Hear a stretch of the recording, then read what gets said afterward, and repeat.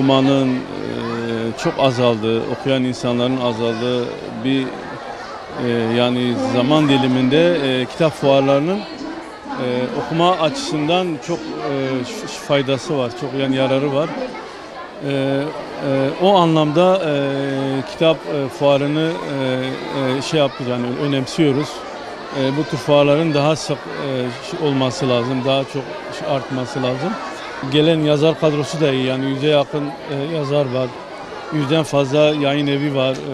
Batman halkının gerçekten ilgisi de var, gördüğünüz gibi talebi de var. Biz de burada kendi eserlerimizi imzalıyoruz. Sevenlerimizle, okuyucularımızla buluşuyoruz. Bir toplumu, bir milleti ileriye doğru götüren, özgürleştiren, medenileştiren, bilinçlendiren şey okumadır. Okuması olmayan, bilgiden uzak, kitaptan uzak bir halk, bir toplum, bir gençlik kesinlikle diğer özellikle egemen, sömürgeci yani devletlere, güçlere, onların esaretine mahkum olur. İnsanı bilinçlendiren, insanı uyandıran bilgidir. Bilginin kaynağı da kesinlikle okumadır, kitaptır yani. O açıdan Türkiye toplumu, Türkiye halkı, gençliğimiz özgürleşmek, bağımsızlaşmak istiyorsa, daha uygar, daha medeni, daha bağımsız bir toplum haline gelmek istiyorsa kitapla arasındaki engelleri ortadan kaldırmalı, kitapla barışmalıdır.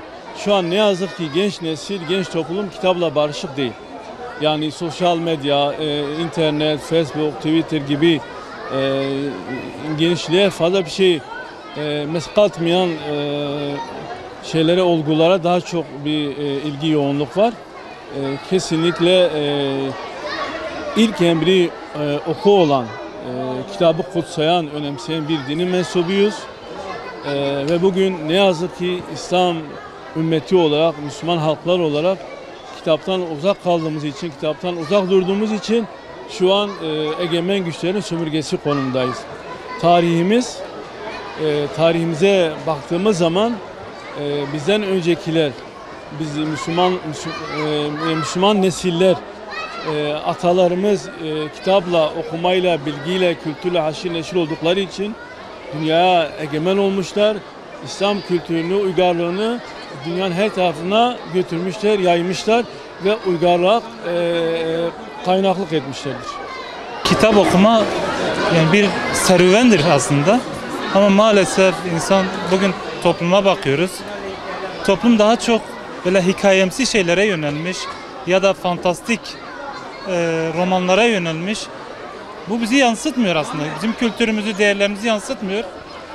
Bizim kültürümüzü, değerlerimizi öncelikle Peygamber Efendimizin hayatı, sahabenin hayatı ve tabiinin hayatı ve yani bizden önde gidenler, ilk mücadele eden salih Müslümanların yapmış olduğu mücadele şekli bizim için esas olmalıyken, fakat maalesef bakıyoruz ki toplum bugün başka yönelimler içerisindedir. Mesela bir yerden geçerken gençlerin ellerindeki kitaplara bakıyorum.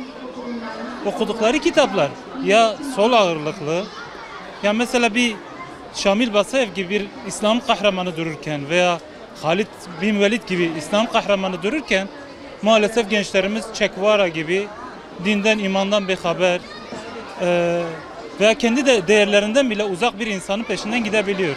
Ama bizim için esas olan şey kendi tarihimizdir, kendi değerimizdir. Hal böyleyken bakıyorsun gençlerin yönelimi çok farklıdır. Bundan dolayı gençlere tavsiyem kendi değerlerine yönelmeleridir. Buna binaen de biz bu kitabı yazdık. Mesela Seçkin Hayatlar Tabi'in isimli kitap. Bunu yazmamın en büyük amacı da gençler öyle bir yönelim içerisine girmişler, kendi değerlerini bilmiyorlar. Biz bununla kendi değerimizi tanıtmak amacına girdik. Ve şükürler olsun bir yere kadar da başarılı olabildik. Çünkü ikinci baskısı geldi. Kitap oranları maalesef çok düşüktür.